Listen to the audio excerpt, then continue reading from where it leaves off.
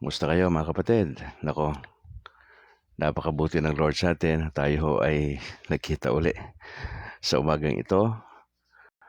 Salamat sa Lord dahil hindi silimot sa atin. Patuloy na tayong binibiyayaan ng kalakasan at patnubay. Opo, napakabuti ng Lord. Nakatulog ho ba kayo na maayos kagabi? Ako medyo hindi ho eh. Medyo ah, na-interrupt yung ating tulog. 1:30, gising na ho ako eh. Tapos paidlip-idlip lang, hindi na ho talaga na hindi na ho talaga nakatulog ng diretso. Pagkagayon man, salamat sa Panginoon dahil napakabuti ng Lord sa atin. Oo.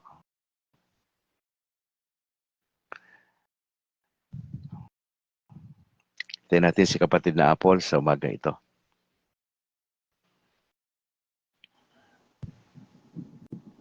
All right. Good morning, kapatid na Apple. Magandang umaga, Kabrad, at sa ating mga tagapanood. Sige, Good morning magsisimula po. na po tayo. Oho. Kumusta kaibigan? Ikaw ay nasa programa na Kabrad kasama si Brad Calix at si Sister Apple. Ang Kabrad ay para sa Catholic community sa loob at sa labas ng bansa. Layunin nitong alalayan, palakasin at gabayan ang isang Katolikong Pinoy na maging mas malalim pa sa pagkakilala kay Jesus at sa mga aral ng simbahang Katolika, na sinusubukan din natin sa biyaya ng Diyos na balansin po ang ating kaisipan, damdamin at ang paggawa ng mabuti sa ating kapwa. Kaya't halina't makinig at tuklasin ang turo ng simbahang itinatag na ating Panginoong Jesucristo. Ngayon po ay araw ng Huwebes, 9 sa buwan ng Enero 2025. At ngayon po, samahan natin si kapatid na Apple para tayo samahan sa pananalangin at sa pagbanggit ng ating saint for today. Magandang umaga, Apple. Magandang umaga ulit sa ating lahat. Tayo magsisimula na. Let us put ourselves in the most holy presence of God, in the name of the Father, and of the Son, and of the Holy Spirit. Amen. Amen. Let us profess our faith. I believe in God, the Father Almighty, maker of heaven and earth, of all things visible and invisible. I believe in one Lord Jesus Christ, the only begotten Son of God, born of the Father before all ages, God from God, light from light, true God from true God, begotten not made, consubstantial with the Father. Through him all things were made, for us men and for our salvation. He came down from heaven. Through him all things were made for us. By the Holy Spirit was incarnate of the Virgin Mary and became man.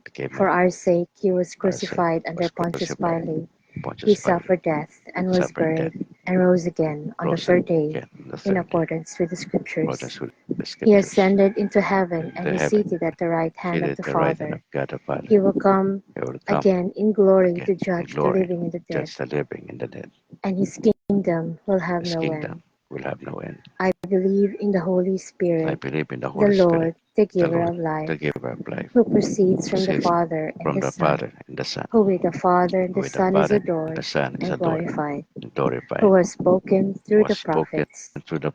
I believe in one holy, Catholic, and Apostolic Church. I confess one baptism for the forgiveness of sins, and I look forward to the resurrection of the dead and the life of the world to come. Amen. Today is the 9th of January, and our church celebrates Blessed Anthony Fatati, Bishop of Ancona. Blessed Anthony, born of a noble family, Antonio studied in Bologna to become a priest. Returning to his home, he engaged in various pastoral ministries, ultimately being named Bishop of Ancona in 1463. He was a prudent pastor, generous to the poor and severe towards himself. He was beatified in 1765. Let us offer one Hail Mary, for all those who are asking for intentions for their healing. Hail Mary, Hail full of Mary, full grace, of the grace. Lord is with The you. Lord is with you. Blessed art thou Blessed art amongst amongst women, women. and blessed Blessed is is the the fruit of thy fruit of womb, thy womb, Jesus. Jesus. Holy Mary, Holy Mother Mary, of Mother God, of God, pray pray for for us us sinners, sinners, now now and at at the the hour of our hour of our death. death. Amen. Amen. Blessed Anthony Fatati, pray for Pray us. for us. In the name of the Father, and of the And of the Son, Son, and of the Holy Holy Spirit. Spirit. Amen. Amen. Good morning. Alright, Apol, baka meron kayong paalala mula sa inyong parokya at mga ibang kapatiran na pwede i-shout out today. Just go ahead. Yes, good morning again sa lahat ng nanonood. Siyempre, unang-una sa iyo at sa iyong pamilya, kabrad.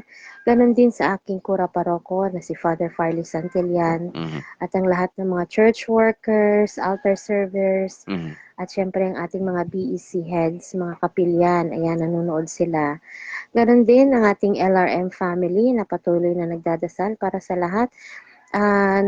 Natatanggap po namin ang inyong mga messages sa aming inbox at sinasama po ang inyong mga intensyon at panalangin sa araw-araw na pagrorosaryo. Ganun din, gusto kong i-shout out happy birthday sa aking nag-iisa at pinakamamahal na mama, ang aking mama Emily Husa Natal. Nasa simbahan siya ngayon, nagsimba siya ng 6 a.m. Kaya mapapanood niya rin to mamaya. Good morning, Ma, and happy birthday. Happy birthday po. Yes. Nawa ay palagi kang palakasin, patnubayan, at gabayan ni Lord, at dagdagan pa ang maraming birthdays na darating. Ayan, sa lahat po ng mga nanonood, maraming salamat sa patuloy na pagsuporta at pagkikinig kay Kabrad. Good morning po sa lahat and God bless us all. Maraming salamat kapatid na Apple. Thank you so much. You're welcome, Brad. Ingat. Alright, maraming salamat kapatid na Apple. Siya po yung regular makasama natin sa Kabrad from Monday to Friday. At napakasipag ko niyang manalangin po ni Apple. Salamat, Apple. Alan Janeta, magandang umaga bro. God bless sa buong pamilya. Kay Gemma Gablo o Gabio.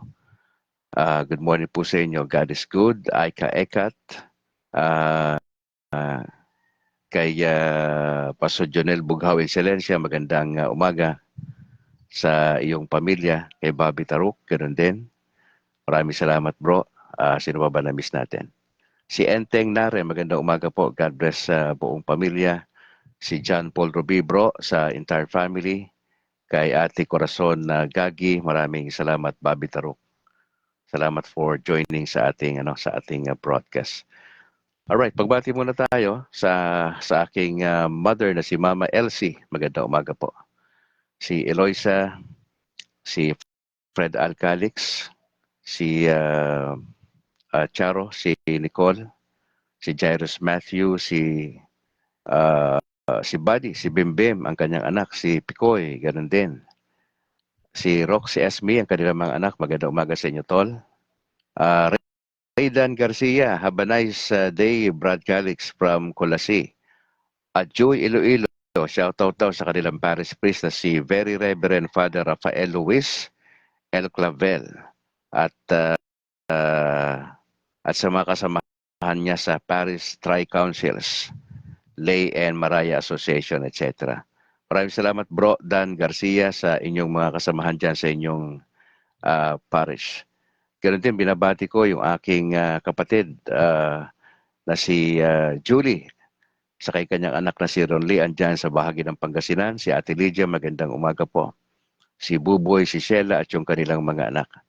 Magandang umaga. Si Theo Joe at Tia Edna Calixtro dyan sa bahagi ng Rizal. Magandang umaga po.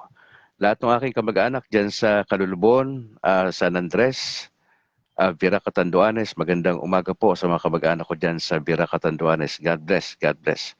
Agaton Ray Alfante, magandang umaga ho. God bless sa buong pamilya. Samahan nawa kayo ng Lord sa maghapong ito. Bishop Patricio ng Diocese ng Bacolod. Bishop, magandang umaga po. Si Father Dominic Diramas at lahat ng mga kaparian dyan sa Diocese ng Bacolod, magandang umaga. Sister Mercy ng Pauline Media at lahat ng staff. Magandang umaga po. Si Reverend Father Hubert Abellana ng Saint Therese of the Child Jesus, Quasay Paris, Barangay 35. Magandang umaga pa. Si Reverend Father Brethren Ray Gamala, ang spiritual advisor po ng CFD. Magandang umaga po. Ang buong tropa ng Catholic Faith Defenders sa Bacolod, sa panguna po ni Doc Ray Entila, magandang umaga. Salamat. Christian Paul Gailan, ang aming presidente. Si Harvey Anke ang Vice President, si George Quiles ang Secretary, JB Akma ang Treasurer. Si Al Lagtapon, Manila, magandang umaga rin bro. At sa CFD Granada, kay Bro Herald Deloso ang Presidente, kay Pipito Barbon, ang Vice, si Jemmy Esenciales, si Rod, saka si Rex, magandang umaga po. At doon sa Talok at sa Kabangkalan, magandang umaga po sa inyo. Gusto ko lang din batiin yung aking parish priest dito sa San Juan Nepomuceno Parish sa Sumag, si Reverend Father Luan Torrefranca. Pans, magandang umaga po. Ganun din kay Reverend Father Robert Christopher Nobles. At yung aming seminarya na si Bro Simon at si Bro Kent, Sister Malu ng Pastoral Council at si Bro Bernardo Apoyon and Company. Gusto ko lang din batiin ang ika-4 na Bishop ng Tarlac, His Excellency Roberto Calara Malyari. Shout out daw from Benson Nomer Manzano. Shout out din kay Mama Neng Uy and Mama Len Micabel from Kuya Chubby Martin Uy. Gusto ko lang ding i-acknowledge yung ating mga overseas na nakikinig sa ating broadcast. Si Bro Sosimo Inodio Jr. dyan sa Ireland. Angel C. Amomas dyan sa Japan. Si Alex Dugang sa Columbus, Ohio, USA. Elenita Biliete ng Greece. Rose Tadeo ng Hong Kong. Junior Coronel, magandang umaga bro. Sa buong pamilya. Roberto Galang dyan sa Rome, Italy. Si Tha Arnel Jawod Sigosyo sa Malaysia. Usting Fabon Rubines Umpan sa Silici, Italy. Romel Parado ng Perugia, Italy. Kay Arturo Pagarpatan sa Ghana, Africa. Rego Perocho ng Kuwait. At si Alan Janeta dyan sa Hungary. Alright, maraming salamat sa inyo mga kapatid ha. Sa Binalbagan Servants of the Divine Mercy, kay Bro Chubby Martin, kay Bro Boots Uy, magandang umaga po. Ang mga elder ng nabanggit na grupo na si Bro Pabs Gonzales, John Englis, ang All for Jesus Life Ministry, si Bro Johnny Bigay, Willie Canseco at Joseph Benedicto.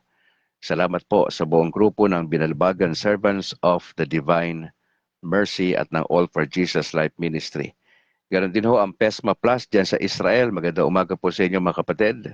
Si Bro Romel Jerry Natalio, God bless. At sa buong makasamahan po ninyo ang Latin Rosaries Missionaries na siyang kaantabay natin sa pananalangin. Maraming salamat po.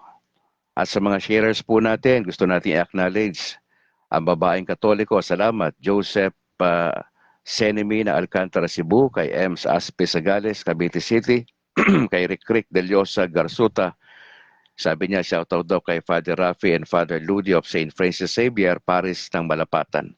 Kay Darling May Peñaflor Sibonga, salamat. Corazon Gagi sa Davao City. Joseph Anyabiasa ng Buenaventura, Bohol. Ariel Berhis. Meg Lubrido, salamat. Lumongo, Curapao, Jason. Jessica, Luciano, Torrente, salamat po sa inyo. Kay Timbal Oni Bahian, sa Bior H. Gabriel. Kay Enteng Narem, salamat.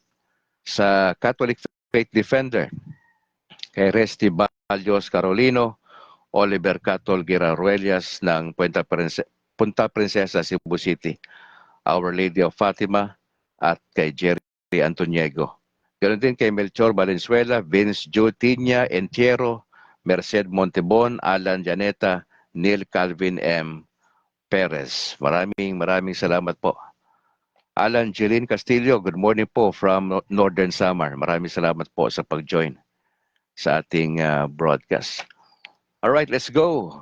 Diretso na tayo sa ating gospel for today. Yan po ay nasa Luke chapter 4, verse 14 hanggang 22. Sa wikang Banyaga po, ito ang pagkakasabi.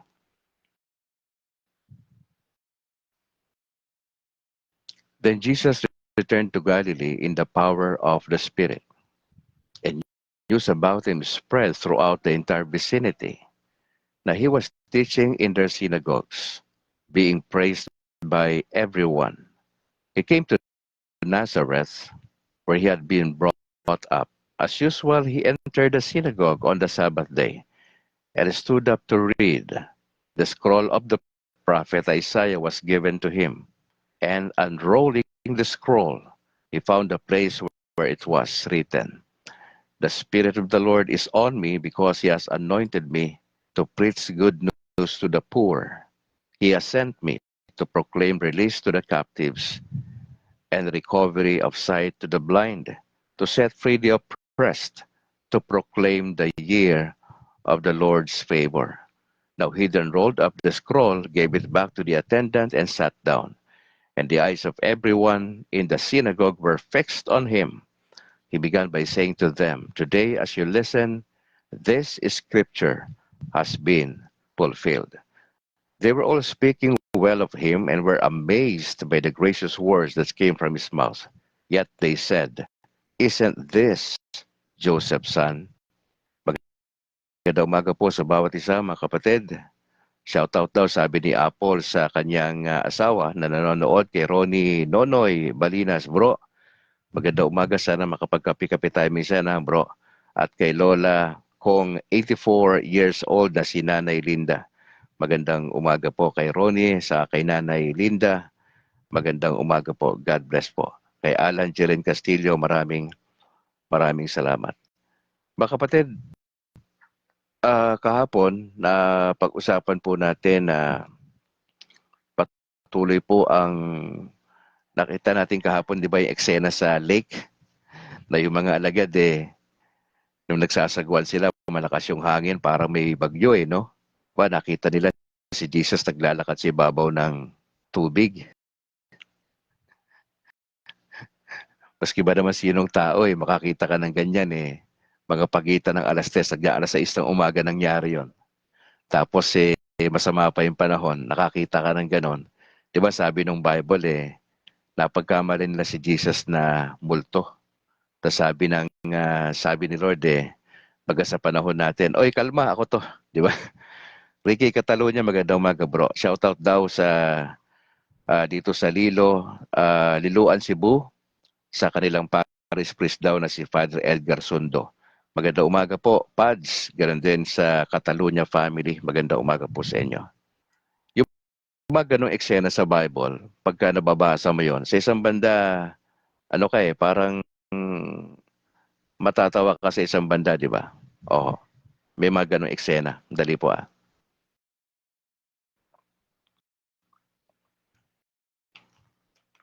Tapos, para mapawi yung takot nila, ang ginawa ni Jesus, sumampa siya ron sa bangka kung saan nandun yung mga alagad.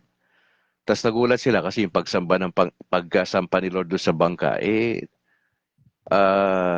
inutusan niya itong kumalma yung dagat, nawala yung sama ng panahon. Pipito Barbon, maganda umaga. So, dinisplay lang ng Lord yun yung kanyang power. Nagtataka sila.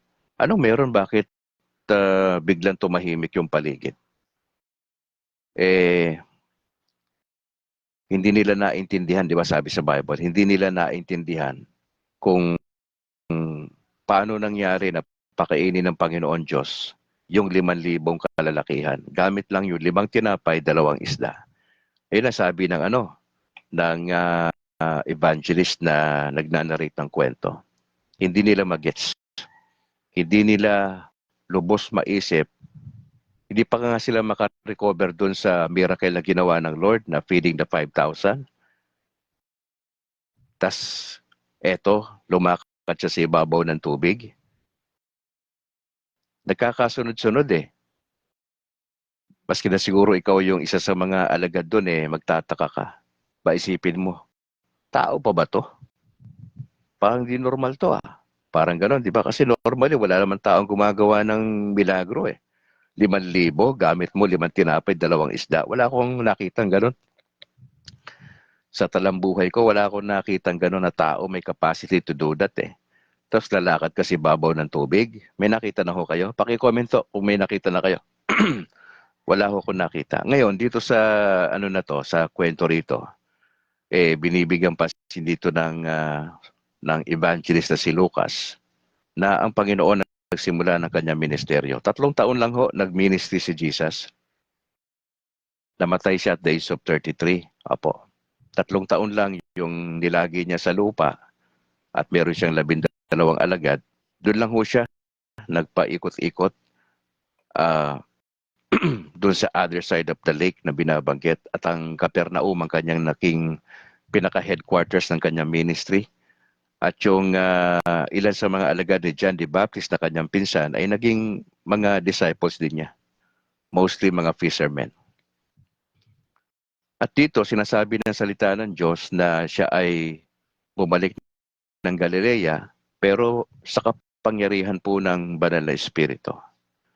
Mga kapatid, yung Trinity ay pinaniniwalaan ng Katoliko yan. Diyan tayo parehas sa mga Protestante at mga Evangelical. Now, hindi yan siguro alam ng mga kaibigan natin Protestante at mga Evangelicals na Trinitarian ang Katoliko. Naniniwala tayo sa God the Father, God the Son, and God the Holy Spirit. Pangalawang tawag diyan sa Trinitarian ay Godhead. Iisa po yung Diyos pero expressed in 3 persons. Si Jesus, divine person. Dalawa yung nature niya. Siya ay tunay na tao, siya at tunay na Diyos. At ang Banal na Espiritu, nakita natin sa 3 taon na pagmiministeryo ng Panginoon, gumagalaw kasama ng ating Panginoon. At ang sabi ng talata, ang balita ay kumalat sa entire vicinity. Excuse po, siya po ay nagtuturo sa sinagoga. Siya po ay nagtuturo, nangangaral, nagpapagaling. Diyan po umikot yung 3 taon sa iba't ibang klaseng ministeryo. Iba yung pangangaral, iba yung pagtuturo, iba yung pagpapagaling. Doc Hill Balignasa, magandang umaga po sa buong pamilya, Pastor. Kay Nilo Bonita, salamat. Kay babaeng Katoliko, maraming salamat. At siya po ay nagtuturo doon sa sinagoga. Tamang lugar ho yun para magturo si Jesus.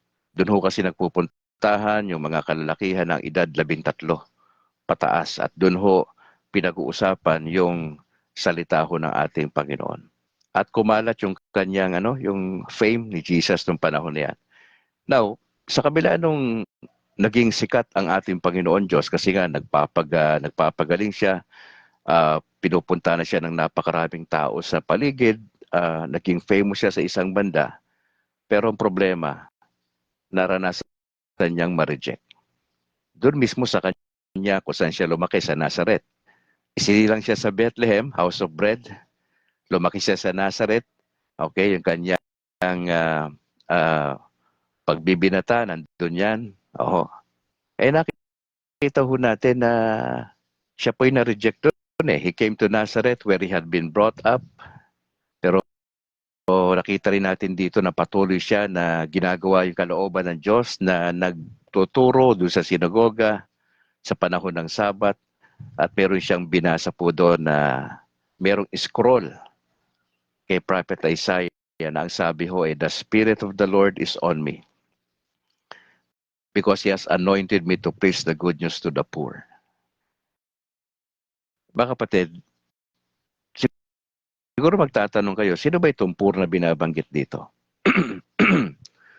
Hindi po yan sa lahat ng pagkakataon. Pag nababasa nyo sa Biblia, sa Lumang Tipan at Bagong Tipan, ay tumutukoy sa mga may hirap, yung walang pera. Yung bang sa pang-ekonomiya, hindi ho sa lahat ng pagkakataon yun po ibig sabihin ng poor. Bobby Tarok, magandang umaga. Sabi niya, "Let your Spirit, O Lord, guide us to love and strengthen our faith." Kay Romel Parado, magandang umaga, bro. Parado, good morning, bro Calix. I'm watching with faith from Perugia, Italy. God bless you and your family and your ministry. Ganon din po sa inyo, Parado family. Makita natin mga kapatid, itong mga may hirap na binabanggit dito. Originally po, naka-address po itong sinabi ni Prophet Isaiah doon sa mga Hudyo na nakaranas po sila ng pagkakaalipin or exile doon sa Babylon. Alam mo, pagka ikaw ay nakaranas ng sakupin ka ng ibang bansa na mas malakas sa'yo, nawala lahat pati dignity mo eh. Naranasan ng mga Hudyo, mawala lahat. Yung kingdom, yung temple, at yung dignity. naranasan nilang dumepende sa Diyos, kay Yahweh.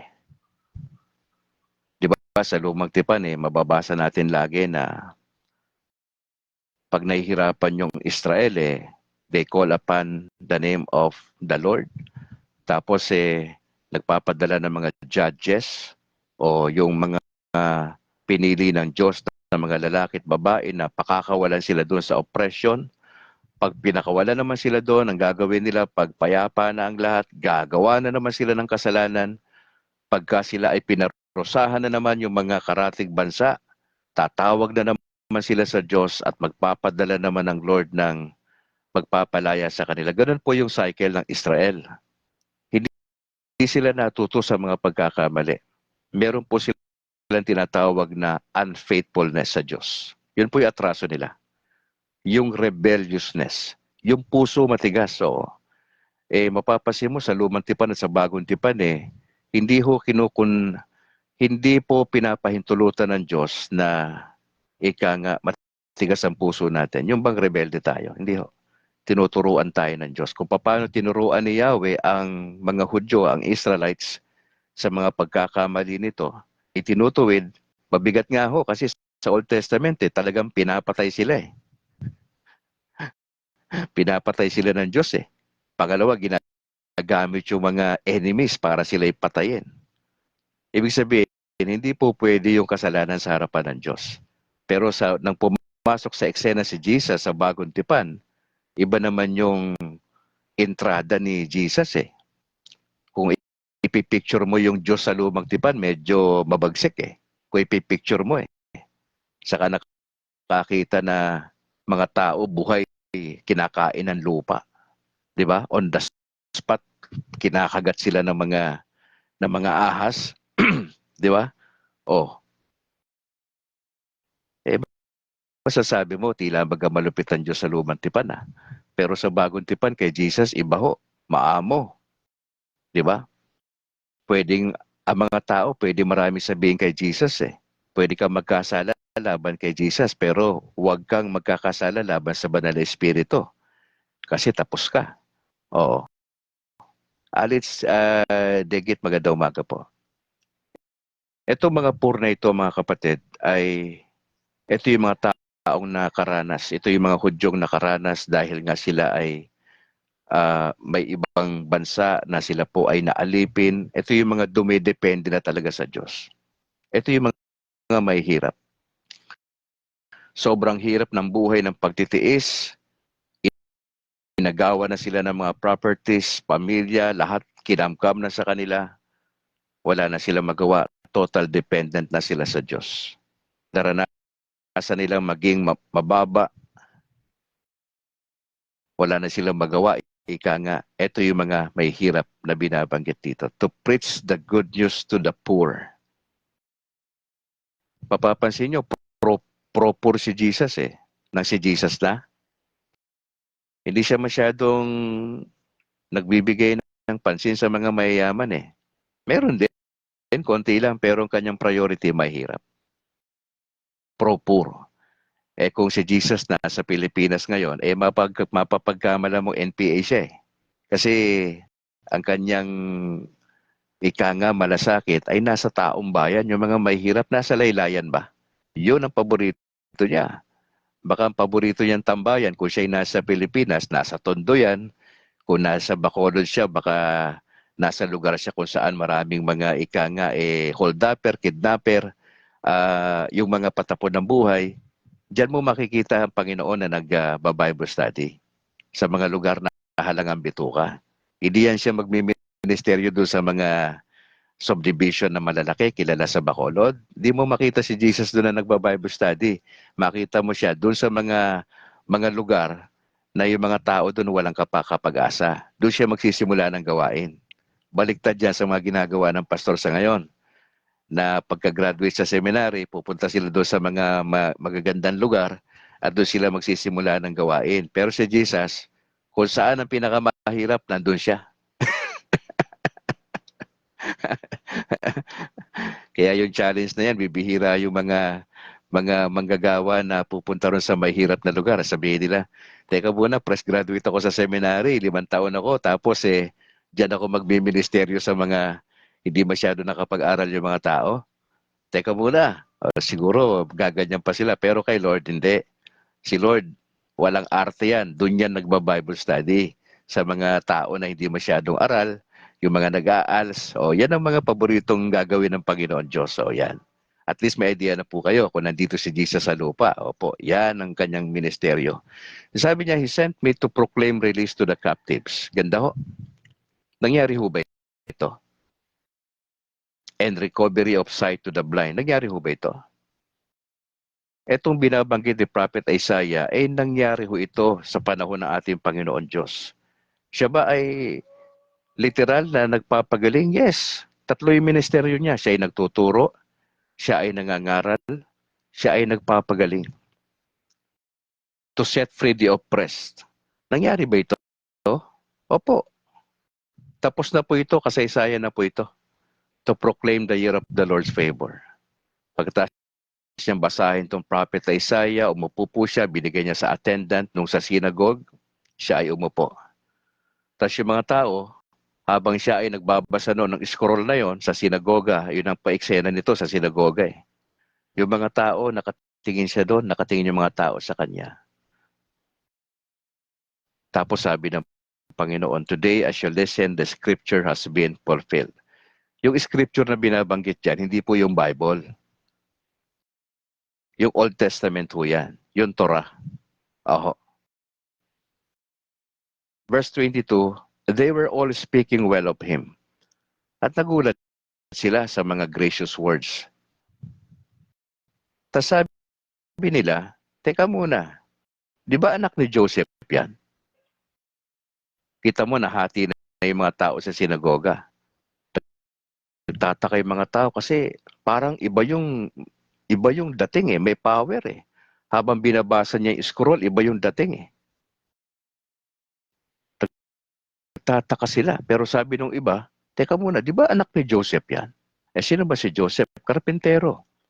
Taga Nazaret nga si Jesus, doon siya lumaki. Opo.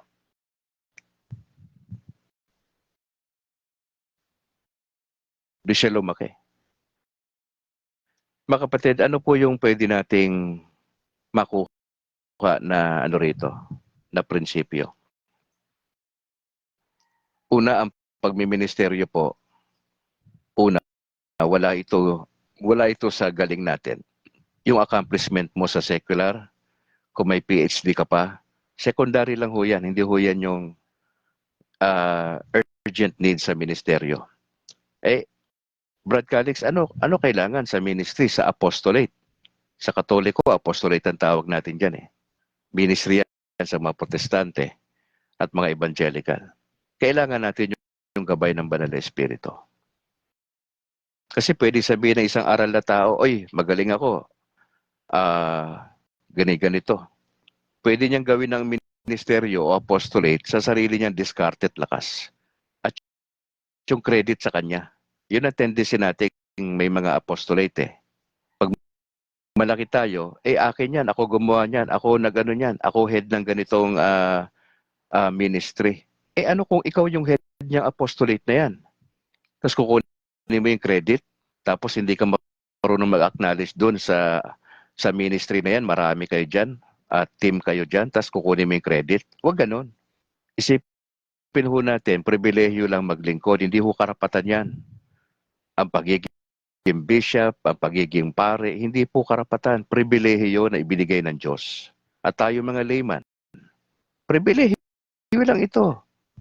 Itong tinutuloy na ito na online ni Brad Calix, hindi ito karapatan. Hindi ko ito karapatan. Pribilehiyo lang na binigay ng Lord sa akin. Tinutuloy ko lang po ito. At ang mahalaga sa atin, ma-acknowledge natin ang power ng banal na Espiritu. Pangalawa, mga kapatid, bahagi ng pagmiministeryo katulad ni Jesus, siya po na rejection ng tao eh. Hindi lahat ng tao natuwa sa Panginoon eh. Lalo na yung mga religious people. Bro Lenny Posadas, magandang umaga po. God bless sa buong pamilya. Regards na kay Pastor Posadas. kay Bro Ernon Panganiban, sa buong pamilya. Bro, maraming salamat. At sa akin may bahay. Kay Annalyn. Hindi lahat ng tao natuwa kay Jesus nung siya ay nagmi-ministeryo. 3 taon lang siya, nag-ministry si Jesus. At yung mga nasasakupan niya, 12 tao lang po yun eh. Doon po umikot ang buhay at ministeryo ng Panginoon sa loob ng 3 taon. 12 lang ho na kalalakihan.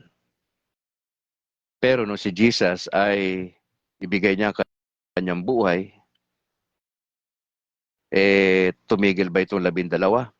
Hindi ho, bago umakyat ang Panginoon sa langit, nagbigay siya ng tagubili na humayo kayo at gawin niyong alagad ko ang lahat ng bansa. Now, hindi lang ho yun iniwan sa mga 12 na alagad, yan po ay nagpapatuloy. At tayo ho mga Katoliko ay ibinigay ho sa atin yung mandato na yan. Ibinigay ho sa atin yung mandato na yan na dapat nating gawin yan. Kaya nga ho sa mga legit na Katoliko, yung mga nabinyagan, yung mga na-confirm, pag once na na-confirm ka ng bishop, ang ibig sabihin yan, doon ibinibigay yung mga gifts ng Holy Spirit pagka na-confirm. Parang pinagtitiba yung pagiging Katoliko mo. Tapos, ibig sabihin yan, pag na-confirm ka, tatayo ka bilang Katoliko na anak ng Diyos, tatayo ka bilang sundalo. Ibig sabihin, dapat meron kang lakas ng loob na ikwento ang pananampalataya mo at depensahan ito. Pero asahan mo, as you do this, may mga rejection, mga kapatid. May mga rejection. Sa akin pong nabasa rito sa ilang mga pagre-research natin, may mga tao na may takot sa na ma-reject sila. Naranasan nyo na ho ba na ma-reject kayo ng tao, ng inyong parents, na kasama mo sa school, sa trabaho? Ba, mahirap ma-reject, di ba? Yung lang nagmahal ka ng babae, tapos nag-propose ka probably, tapos nireject ka. Tapos in public mo ginawa yon, ba? Kahiyaan talaga yon. Darling May Peñaflor, si Bongga, maganda umaga kapatid. Maraming salamat. Ayon po rito sa akin na research, para daw ma-overcome natin itong fear of rejection, merong ilang tips na binigay dito. Una, sabi, i-validate mo yung feelings mo. Tignan mo yon, yung damdamin mo. Ano ba yung nararamdaman mo? Pangalawa, looking for the learning opportunity. Tignan mo yung mga pagkakataon na pwede ka matuto. Tandaan mo, fear of rejection ito. Pangatlo, reminding yourself of your worth. Paalalahanan mo yung sarili mo sa iyong halaga. Mahalaga ka ba in the first place? Oo. Because we were created in the image of God. Ito lang kasi yung catch dyan eh. Kapag ka sa bahay, hindi mo na-experience na pahalagahan ka ng magulang mo. Dadalhin mo yan pag nasa school ka, nagtatrabaho ka na, OFWs ka, dadalhin mo yon. But once na bata ka pa, na-experience mo na na-reject ka, bang hirap niyan, ang hirap maka-recover dyan. Pero i-validate mo yung feelings mo, looking for the learning opportunity, reminding yourself of your worth. Ika-apat, keeping things in perspective. May mga bagay-bagay tayo na ginagawa. Tignan mo lang, nasa ayos pa ba ito? Ayon pa ba ito sa plano mo? Tapos, ikalima, sabi nila, figuring out what really scares you about rejection. Tingnan mo, pag-aralan mo, ano ba yung kinakatakutan mo dyan sa rejection na yan? Kasi hindi lahat ng tao sa Pilipinas kayang harapin yung rejection. Ika-anim, sabi nila, facing yung fear. Harapin mo yung takot mo. At panghuli, rejecting negative self-talk. Ayon po sa psychology, no, itong self-talk ito, nakakatulong to sa isang banda. Ginagawa ko ito madalas ko itong gawin ito. Pag nag-iisa ako, kinakausap ko yung sarili ko. Pero ibang usapan naman yan, maski na nasa public ka, nagsasalita ka dyan. Ibang usapan ho yun. Ito ay pang private and nothing ito, na kinakausap ko yung sarili ko. Therapeutic ito nakakatulong ito. Alam yan ni kapatid na Lenny Posada. So, sinasabi natin. Pero iba namang usapan to pag negative. I-reject mo yun. Tanggihan mo itong negative self-talk. Yung self-talk, kausapin mo sarili mo, okay yan. Kasi therapeutic yan, nakakatulong sa atin yan. Pero if it is negative, example lang ganito, negative self-talk, ang pangit ko, ang bobo ko, wala akong magagawa, wala akong pag-asa. Yun ang sinasabing negative self-talk. Destructive ho yun, mga kapatid. Mantakin mo pagkagising mo sa umaga, ay wala akong kapag-asa, mapakahirap ko, wala na mangyayari sa buhay ko, kawawa naman ako. Yun ang mga negative self-talk. Pero pagkagising mo sa umaga, ang bungad mo, pagdasal mo, sinasabi mo, I am a child of God, may gagawin ng Lord sa akin sa maghapong ito, kakayanin ko yung mga challenges sa buhay, maganda yon. Kasi positive self-talk yon. Gets natin mga kapatid. Now going back dito sa nangyari sa ating Panginoon Diyos, dalawang bagay lang naman ang gusto ko i-share sa inyo. Una, sa lahat ng ating apostolate sa ginagawa sa simbahan, i-acknowledge natin ang power ng Holy Spirit. Kasi wala kang magagawa on your own. Hindi yan galing sa'yo. Yung talino, yung skill na meron tayo, galing kay Lord lahat yan . In particular, ang Banal na Espiritu, siya yung responsable dyan. Pangalawa, expect mo yung rejection. Bakit? Hindi lahat ng tao matutuwa sa atin . Lalo yung mga inggitero na Katoliko, nakasama mo sa Paris. Hindi lang naman sa Protestante at Evangelical nangyayari ng mga inggitero . Hindi sila natutuwa kapag ikaw ay binibless ng Lord, kapag ikaw ay yung ministry mo flourishing. May mga taong ikakainggitan ka. Di ba sabi nga doon, matapos siya magbasa ng scroll sabi ng ibang nasa sinagoga, di ba anak ni Joseph yan? Ilagay mo yung sarili mo doon sa eksena. Di ba? Sabi ko nga sa inyo, para ma-appreciate yung isang bagay, lalo na pag narrative, yung kwento, ilagay nyo sarili nyo sa eksena. Nasa sinagoga, nagbasa si Jesus. Yung kalahati siguro, baka 3/4 nung nandun sa sinagoga, natuwa. Iba to . Iba yung dating nito. Nagbabasa pa lang to, pero parang totoo na to . Yung iba naman, sasabihin, sino ba yan? Parang bago lang sa atin yan. Ba't ganyan magsalita yan? Mga inggitero. Hindi ka ba inggitero? Hindi ka ba inggitera, kapatid? Matuwa tayo doon sa success ng iba. Huwag tayong masyadong pabebe. Hindi kasi po pwedeng ganun attitude natin. Pag may nakikita tayong binibless ng Lord ang pamilya, ang negosyo, etc. Lalo na yung apostolate, yung ministry sa simbahan. Huwag natin batakin pababa. Huwag tayong mainggit. Kaya naman sila binibless. Alam niyo kung bakit? Anong sekreto? Tama yung puso . Subukan mong may apostolate ka, yabang mo. Kasi ikaw pa yung head ng apostolate. Maraming ganyan. Sabihin nila, Brad Calix, matagal na akong Katoliko, 40 anyos na ako . Hindi ka ubra sa akin, ilang buwan ka lang Katoliko. Opo, tama po yon. Pero babalik ko sa yung tanong.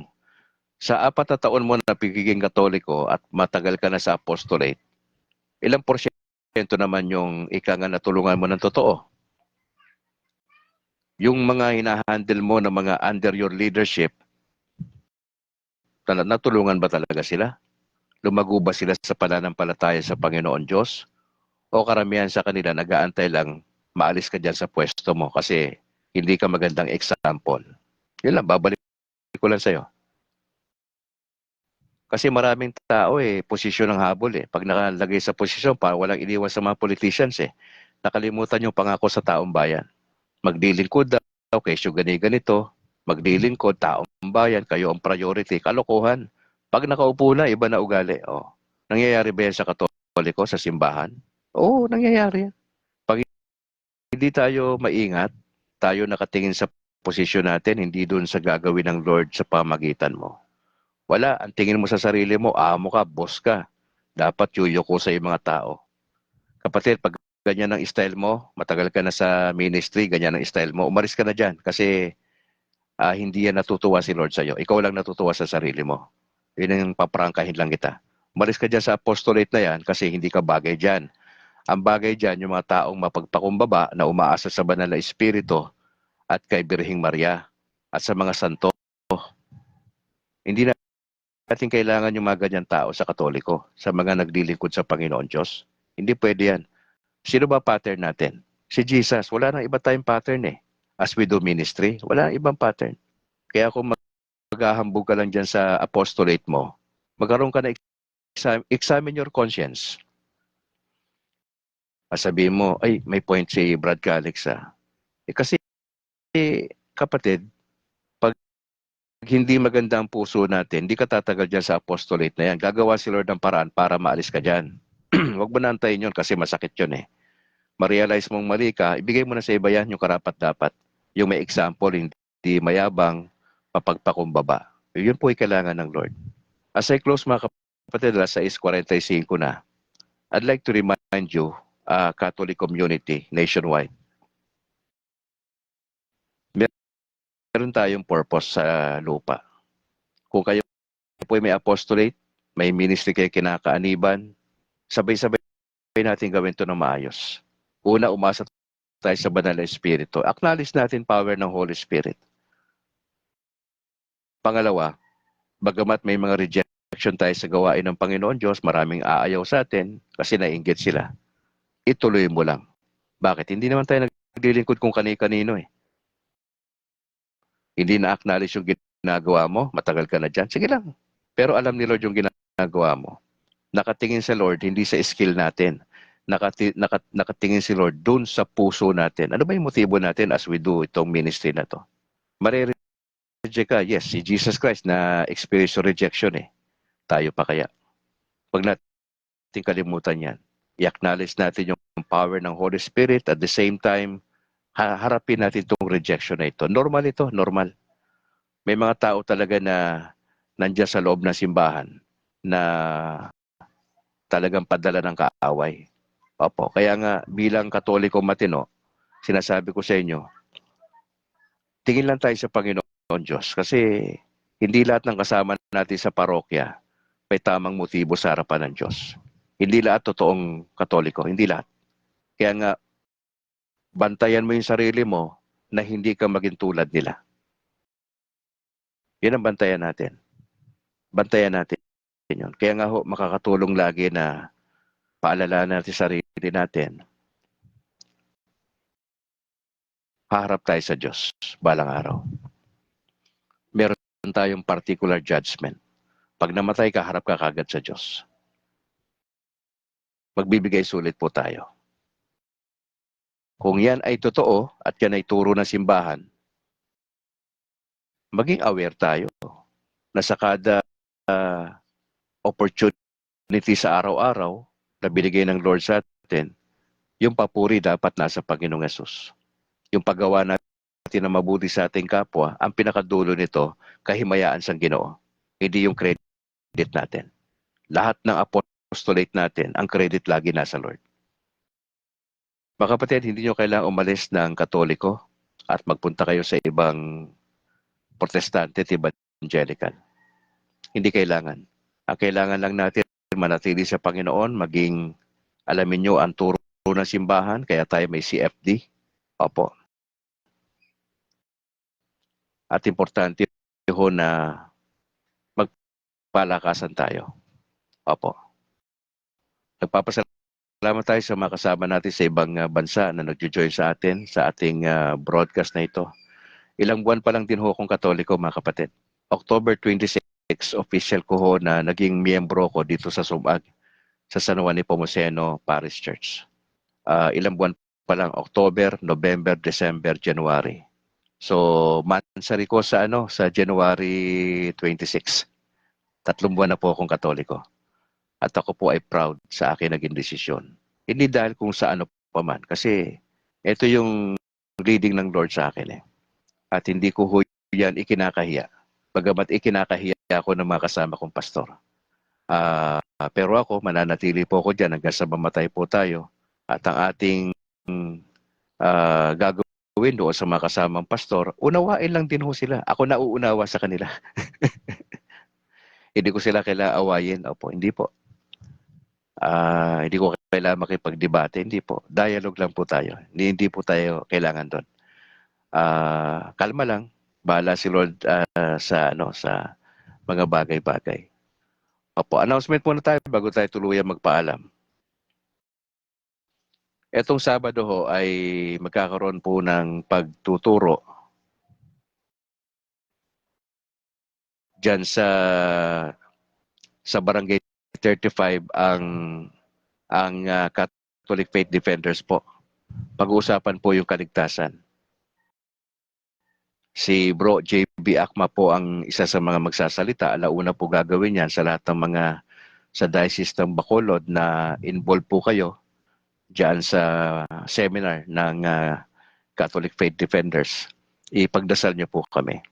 Si Brad Calix po ay bahagi ng Catholic Faith Defenders sa Diocese ng Bacolod at isa po kami sa mga may init na grupo sa buong Pilipinas na nagpapalaganap ng aral na simbahang Katoliko. At kami ho ay yung dumidepensa dito laban sa mga anti-Catholics. Ang encouragement ko sa inyo, sa inyong mga parokya, sa man kayong bahagi ng Pilipinas, mag-inquire ho kayo sa inyong parish priest kung meron nag-i-exist na Catholic Faith Defenders o CFD. Kung meron, dapat mag-join kayo doon. Anong purpose niyan, Brad Calix? Tinuturo sa atin dyan ang aral ng simbahan. Paano mo siya depensahan yung pananampalataya mo. Mali po yung motibo na magiging CFD ka para makipag-away ka. Hindi po. Kung yan po yung purpose nyo, dinidiscourage ko na kayo mag-join, ha? Hindi yan ang purpose. Ang objective ng CFD para ituro namin sa inyo ang aral ng simbahan at kung paano nyo sasagutin ng maayos yung mga kumakalaban dito. Yun po yung purpose niya. Ngayon, kung yan ang layunin mo, sumama ka dyan. Kasi kailangan natin ng maraming CFDs sa buong Pilipinas. Opo. Mamayang gabi, nasa ika-4 na po tayo. I-share natin sa usapang Katolisismo. Sinisiris po natin yung modus ng mga anti-Catholics. Paano nila kinukuha ang mga Katoliko papunta sa kanilang simbahan. Tinalakay na po natin yung 3 at mamaya hong gabi, ang tabayanan nyo yan, expose po natin yung mga ginagawa po ng mga anti-Catholics. Paano nila hinahakot ang mga Katoliko papalabas sa simbahan at dinadala doon sa kanilang simbahan at denominasyon. Mamayang gabi po yan, tabayanan nyo alas 7 ng gabi. Ha? Huwag ko kayo mawawala at lista nyo yung mga sinasabi ni Brad Calix at imbestigahan nyo. Hindi kayo kumbinsido, imbestigahan nyo. Huwag lang kayong basta naniniwala. Puntahan nyo to, nangyayari ba to, magtanong-tanong kayo. Tignan nyo. Kung totoo yan, di mag-ingat po kayo kasi kung totoo, ang gagawin mo, mag-ingat ka. Kasi ganun lang naman yan eh. Pag hindi ka nag-ingat, nalaman mo, naging aware ka, tapos naging passive ka, wala. Baka eventually, ikaw na nakikinig dito sa broadcast ni Brad Calix mapunta ka na sa kanila nang hindi mo namamalayan. Opo. Join po kayo sa ating nagro-rosaryo po tayo kada gabi, alas 8 ng gabi hanggang alas 9. Pinangunahan po tayo ni Sister Apple. Opo. Hindi ako naka-join kagabi kasi masama ko yung aking pakiramdam. Salamat sa Lord, naka-recover na po tayo. At bukas ng gabi, mamaya, after ng ating usapang Katolisismo, diretso na po tayo alas 8 hanggang alas 9 sa ating pagro-rosaryo. Ini-invite ko lahat ng mga tatay kasi bihira yung tatay na nagro-rosaryo kasi busy sa trabaho, di ba?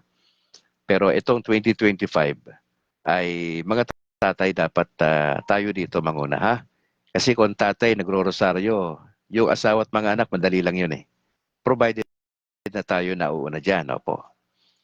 Siyempre sa mga kaibigan natin protestante ay katawa-tawa yan para sa kanila.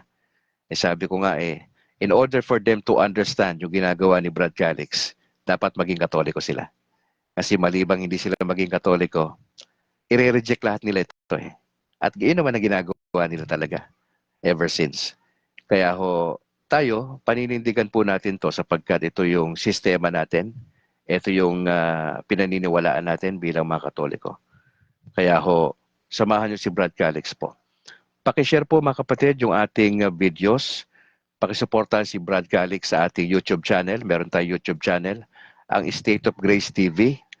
Opo. Nandiyan lahat nakalagay yung mga videos natin sa Gospel Reflections, ng Monday to Sunday. Nandiyan din ho nilagay ni Cabornok yung pag-uusap namin ni Noe Dora, yung kauna-unahang pastor na naging Katoliko. Binisita niya ako rito sa bahay at tuwan-tuwa nga ako sa nangyari na yon. Nandiyan lahat, nakapost lahat dyan.